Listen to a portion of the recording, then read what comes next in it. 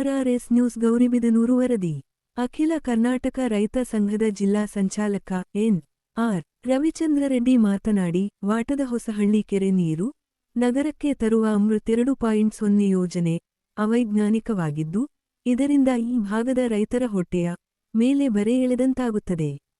ನಮ್ಮ ಅಗತ್ಯ ಬೇಡಿಕೆಗಳನ್ನು ಈಡೇರಿಸುವಲ್ಲಿ ಸರಕಾರ ಹಾಗೂ ಅಧಿಕಾರಿಗಳು ನಿರ್ಲಕ್ಷ್ಯ ಮನೋಭಾವನೆ ತಾಳಿರುವುದು ಸರಿಯಲ್ಲ. ಈ ಕೂಡಲೇ ಜಿಲ್ಲಾಡಳಿತ ರೈತರೊಂದಿಗೆ ಮಾತುಕತೆ ನಡೆಸಿ ರೈತರ ಬೇಡಿಕೆಗಳನ್ನು ಈಡೇರಿಸಬೇಕಿದೆ ಎಂದು ಒತ್ತಾಯಿಸಿದರು. ಧರಣಿಯಲ್ಲಿ ರೈತ ಮುಖಂಡರಾದ ಹರ್ಷವರ್ಧನ ರೆಡ್ಡಿ, ಮಧುಸೂರ್ಯನಾರಾಯಣ ರೆಡ್ಡಿ, ಸಿಐಟಿಯು ಜಿಲ್ಲಾಧ್ಯಕ್ಷ ಸಿದ್ದಗಂಗಪ್ಪ, ಲಕ್ಷ್ಮೀನಾರಾಯಣ್, ಬಂಡಪಲ್ಲಿ ಮೂರ್ತಿ, ಅಮರನಾರಾಯಣ ರೆಡ್ಡಿ, ಬಾಬುರೆಡ್ಡಿ, ಚಿಗಟಗೆರೆ ಶ್ರೀನಿವಾಸ್, ಧನರಾಜ್, ನರಸಿಂಹರೆಡ್ಡಿ, ನಾರಾಯಣಪ್ಪ, ಶ್ರೀನಿವಾಸ್, ಗೋಪಾಲ್, ಕೊಡಿಲಪ್ಪ, ಶಶಿ, ಕೃಷ್ಣಾರೆಡ್ಡಿ, ಶಶಾಂಕ್, ಬಾಲಚಂದ್ರ ರೆಡ್ಡಿ ಮುಂತಾದವರು ಉಪಸ್ಥಿತರಿದ್ದರು. ದಿನಗಳಿಂದ ಇಲ್ಲಿ ತಾಲೂಕು ಕಚೇರಿ ಮುಂದೆ ಧರಣಿ ನಡೀತಾ ಇದೆ. ತಮ್ಮೆಲ್ಲರಿಗೂ ಗೊತ್ತಿರುವಂಥ ವಿಚಾರ, ಇಲ್ಲಿ ಇದರಾಗಿ ಹೇಳುವಂಥ ಕೆಲಸ ಏನಿಲ್ಲ. ಆದರೆ ಮೊದಲಿಗೆ ಜಿಲ್ಲಾಧಿಕಾರಿಗಳು ಮತ್ತು ಇಲ್ಲಿನ ಶಾಸಕರು ಇಲ್ಲಿ ಯಾಕೆ ಧರಣಿಯನ್ನು ಮಾಡ್ತಾ ಇದ್ದಾರೆ, ಅವರ ಸಮಸ್ಯೆ ಏನು ಅಂತ ಆಲಿಸುವಂಥ ಪರಿಸ್ಥಿತಿ ಇಲ್ಲಿಲ್ಲ. ಮೊದಲ ಬಾರಿಗೆ ಜಿಲ್ಲಾಧಿಕಾರಿಗಳು ಒಂದು ಸಭೆ ಮಾಡಿದಾಗ ಅವ್ರಿಗೊಂದು ಪತ್ರವನ್ನು ನಾನು AKRS ಸಂಘಟನೆಯಿಂದ ಒಂದು ಪತ್ರವನ್ನು ಕೊಟ್ಟೆ. ಕೊಟ್ಟಾಗ ಅವರು ತುಂಬ ಚೆನ್ನಾಗಿದೆ ಈ ಪ್ರಾಜೆಕ್ಟು, ನೋಡೋಣ, ಅದನ್ನು ಪರಿಶೀಲನೆ ಮಾಡೋಣ ಅನ್ನೋಂಥ ಮಾತು ಕೂಡ ಹೇಳಿದ್ರು. ಯಾಕೆ ಹೇಳ್ತಾ ಇದ್ದೀನಿ ಈಗ ಅಂದರೆ, ಒಂದು ಕಡೆ ನೀರಿಗಾಗಿ ವಾಟದೊಸಳ್ಳಿ ಮತ್ತು ಆ ಭಾಗದ ರೈತರು, ನಗರಗೆರೆ ಹೋಬಳಿಯ ರೈತರು, ಎತ್ತಿನ ಹೊಳೆ ನೀರು ಬರಲ್ಲ, ನಗರಕ್ಕೆ ನೀರು ಕೊಡೋಕ್ಕಾಗಲ್ಲ ಅಂತ ಅವರು ಒಂದು ಕಡೆ ಒದ್ದಾಡ್ತಾ ಇದ್ದಾರೆ. ಒಂದು ಕಡೆ ಈ ಭಾಗದ ತೊಂಡೆಬಾವಿ ಹೋಬಳಿಯಲ್ಲಿ ನೀರಿಲ್ಲದೆ ಒದ್ದಾಡ್ತಾ ಇದೆ, ಕೆರೆಗಳಿದ್ದು ನೀರಿಲ್ಲದೆ ಒದ್ದಾಡ್ತಾ ಇದೆ.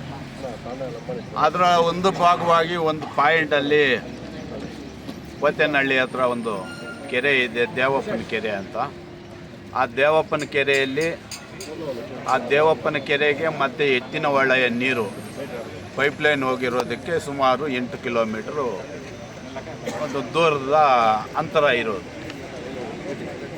ಅಲ್ಲಿ ಮಾಡೋದ್ರಿಂದ ಒಂದು ರೈತರಿಗೆ ಅಲ್ಲಿ ಅನುಕೂಲ ಆಗುತ್ತೆ, ಏನು ಅಂತರ್ಜಲ ನೀರಿನ ಮಟ್ಟ ಹೆಚ್ಚಾಗುತ್ತೆ.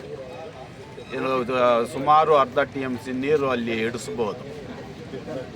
ಒಂದು ಈ ಕಡೆ ರೈತರಿಗೆ ನೀರು ಉಳಿಸ್ದಂಗೂ ಆಗುತ್ತೆ, ಆ ಕಡೆ ರೈತರನ್ನ ಮತ್ತು ನಗರಕ್ಕೆ ನೀರನ್ನು ಕೂಡ ತರುವಂಥ ಕೆಲಸ ಕೂಡ ಮಾಡ್ಬೋದಾಗಿದೆ. ಅದೇ ಎತ್ತಿನ ಹೊಳೆ ನೀರು ಬಂದರೆ, ಬರೋದಂತೂ ಗ್ಯಾರಂಟಿ ಇಲ್ಲ, ಗ್ಯಾರಂಟಿ ಎಲ್ಲ ಬರೋದಿಲ್ಲ.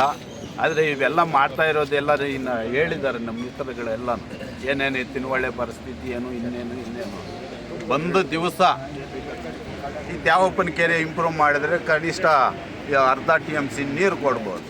ಒಂದು ಸರ್ವಪಕ್ಷಗಳ ಸಭೆಯನ್ನು ಕರೆದು ಆ ಸಭೆಯಲ್ಲಿ ಇವಾಗ 2 ಆಪ್ಷನ್ ಇದೆ ನಗರಕ್ಕೆ ನೀರು ಕೊಡಬೇಕು ಅಂತ. ಒಂದು ಆಪ್ಷನ್ ಅವರಿಟ್ಟಿರೋದು, ಒಂದು ಆಪ್ಷನ್ನು ಅಖಿಲ ಕರ್ನಾಟಕ ರೈತ ಸಂಘಟನೆ ಇಟ್ಟಿರುವಂಥ ಒಂದು ಆಪ್ಷನ್.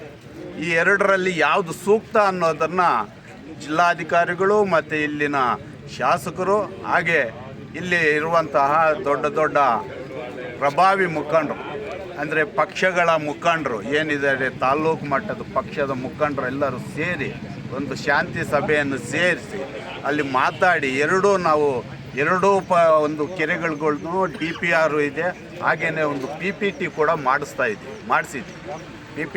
ಮಾಡಿಸಿದ್ವಿ. ಆ PPTಯನ್ನು ಜಿಲ್ಲಾಧಿಕಾರಿಗಳು ಕೂತು ಒಂದು 15 ನಿಮಿಷ ನಗರಗೆರೆ ದೇವಪ್ಪನ ಕೆರೆ PPT ಮತ್ತು ವಾಟದೊಸಳ್ಳಿ PPT ಎರಡೂ ನೋಡಿದ್ರೆ ಯಾವುದು ಅನುಕೂಲ ಇದೆ, ನಗರಕ್ಕೆ ನೀರು ತರೋಕ್ಕೆ ಅನುಕೂಲ ಇದೆ, ರೈತರಿಗೆ ನಷ್ಟ ಆಗದೆ ತರುವಂತಹ ನೀರು ಯಾವುದು ಅನ್ನೋಂಥದ್ದನ್ನ ಪರಿಸ್ಥಿತಿಯನ್ನು ಅವ್ರು ಕಂಡುಕೊಳ್ಬೋದು. ಆದರೆ ಆ ಜಿಲ್ಲಾಧಿಕಾರಿಗಳಿಗೂ ಆ ಒಂದು ಕಾಳಜಿ ಇಲ್ಲ, ಇಲ್ಲಿನ ಶಾಸಕರಿಗೂ ಆ ಒಂದು ಕಾಳಜಿ ಇಲ್ಲ ಅನ್ನುವಂಥ ಒಂದು ನಿಟ್ಟಿನಲ್ಲಿ ಈ ಒಂದು ಹೋರಾಟ ಮುಂದುವರಿತಾ ಇದೆ. ಈ ಹೋರಾಟನ ಕೆಲವರು ಅಂದ್ಕೋಗ್ತಾ ಇದ್ದಾರೆ, ಕೆಲವರು ನನ್ನ ಗಮನಕ್ಕೆ ಬಂದ ಕುತ್ಕೊಂಡು ಎದ್ದೋಗ್ತಾರೆ ಬಿಡಿ ಅನ್ನೋ ಅಂತ ಲೇವಡಿ ಮಾತುಗಳು ಕೂಡ ಆಡುವಂಥ ಪರಿಸ್ಥಿತಿಗಳು ಈಗ ಶುರುವಾಗಿದೆ. ಅವ್ರು ಮಾತಾಡ್ಕೊಳ್ಳಿ, ಲೇವಡಿ ಮಾಡ್ತಾರ ಇನ್ನೊಂದು ಮಾಡ್ತಾರ, ಅದು ನಮಗೆ ಸಂಬಂಧಪಟ್ಟ ಒಂದು ವಿಚಾರ ಅಲ್ಲ. ಆದರೆ ಈ ಒಂದು ಹೋರಾಟ 10 ದಿನ ಅಲ್ಲ, 20 ದಿನ ಅಲ್ಲ. ಈ ಹೋರಾಟದಲ್ಲಿ ರೈತರು ಗೆಲ್ಲೋವರೆಗೂ ಈ ಸಂಘಟನೆಗಳೆಲ್ಲ ಇದ್ದು ಕೆಲಸ ಮಾಡುತ್ತವೆ, ಹೋರಾಟಕ್ಕೆ ಬೆಂಬಲವಾಗಿ ನಿಲ್ಲುತ್ತವೆ ಅನ್ನುವಂಥ ಒಂದು ಮಾತನ್ನು ಕೂಡ ಹೇಳೋಕ್ಕೆ ಇಷ್ಟಪಡ್ತಾಯಿದ್ವಿ.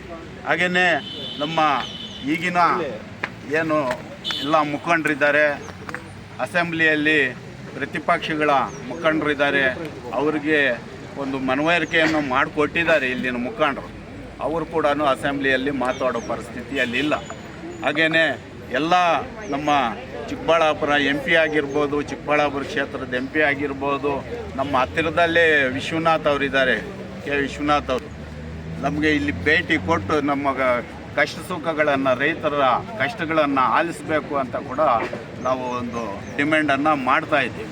ಹಾಗೆಯೇ ಇಲ್ಲಿನ ತಾಲ್ಲೂಕಿನ ಪ್ರತಿನಿಧಿಗಳಾಗಿರ್ಬೋದು, ವಿರೋಧ ಪಕ್ಷಗಳ ನಾಯಕರಾಗಿರ್ಬೋದು, ಎಲ್ಲ ಪಕ್ಷಗಳ ಮುಖಂಡರಿಗೂ ಕೂಡ ಮನವಿಯನ್ನು AKRS ಸಂಘಟನೆಯಿಂದ ಮನವಿ ಮಾಡ್ತಾಯಿದ್ದೀವಿ. ಇದು ಅತಿರೇಕಕ್ಕೆ ಹೋಗೋದು ಬೇಡ ಈ ಒಂದು ಪ್ರತಿಭಟನೆ. ಹಾಗಾಗಿ ತಾವೆಲ್ಲರೂ ಮುಂದಾಗಿ ಜಿಲ್ಲಾಧಿಕಾರಿಗಳ ಹತ್ರ ಶಾಸಕರೇ ಮಾತಾಡಬೇಕು ಅನ್ನೋದೇನಿಲ್ಲ. ಶಾಸಕರು ಎಲ್ಲಿದ್ದಾರೆ, ಎಲ್ಲಿಂದ ಬಂದಿದ್ದಾರೆ ಅನ್ನೋದು ಎಲ್ಲರಿಗೂ ಗೊತ್ತಿರುವಂಥ ವಿಚಾರ. ಹಾಗಾಗಿ ಅವ್ರಿಗೇನು ಕಾಳಜಿ ಇರಲ್ಲ. ಗೌರಿಬಿದನೂರು ತಾಲ್ಲೂಕಿನ ರೈತರು ಎಲ್ಲೋದ್ರೆ ಏನು, ಯಾಗೋದ್ರೆ ಏನು ಅನ್ನೋದು ಅವ್ರಿಗೇನು ಕಾಳಜಿ ಇಲ್ಲ.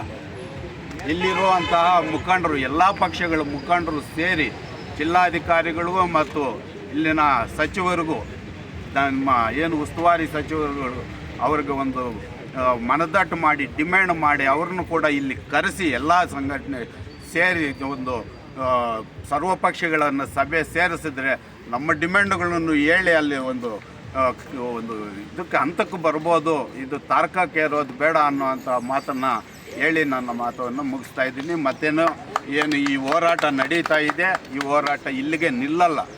ಜಾನುವಾರುಗಳನ್ನ ಸೋಮವಾರ ತಂದು ಕಟ್ಟಾಕಿಬಿಟ್ಟು ಅವಾಗೇನೋ ಅರೆಸ್ಟ್ ಮಾಡ್ತಾರೋ, ಇನ್ನೊಂದು ಮಾಡ್ತಾರೋ, ಕಂಪ್ಲೇಂಟ್ ಮಾಡ್ತಾರೋ, ಕೇಸ್ ಬುಕ್ ಮಾಡ್ತಾರೋ, ಎಲ್ಲ ಮಾಡಲಿ. ಮಾಡೋದಕ್ಕೂ ನಮಗೂ ಯಾವುದೇ ಹಿಂಜರಿಕೆ ಇಲ್ಲ. ಎಲ್ಲದಕ್ಕೂ ನಾವು ಎದ್ದು ಬಿದ್ದಿರೋರೆ. ಅವ್ರೇನು ಮಾಡಿದ್ರು ನಮ್ಮ ಹೋರಾಟಗಳು ಮುಂದುವರಿಯುತ್ತೆ. ಜಾನುವಾರದ ಎಲ್ಲ ನಾಳೆ ಬೆಳಿಗ್ಗೆ ಜಾನುವಾರುಗಳು ಆದ ಮೇಲೆ ತಾಲೂಕು ಕಚೇರಿಗೆ ಬೀಗ ಮುದ್ರೆ ಕೂಡ ಹಾಕ್ತೀವಿ ಅಂತ ಒಂದು ಮಾತನ್ನು, ಎಚ್ಚರಿಕೆಯನ್ನು ಜಿಲ್ಲಾಧಿಕಾರಿಗಳಿಗೂ ಮತ್ತು ಇಲ್ಲಿನ ಶಾಸಕರಿಗೂ ಸರ್ಕಾರಕ್ಕೂ ಕೂಡ ಎಚ್ಚರಿಕೆಯನ್ನು ಕೊಡ್ತಾ ಇದ್ದೀವಿ.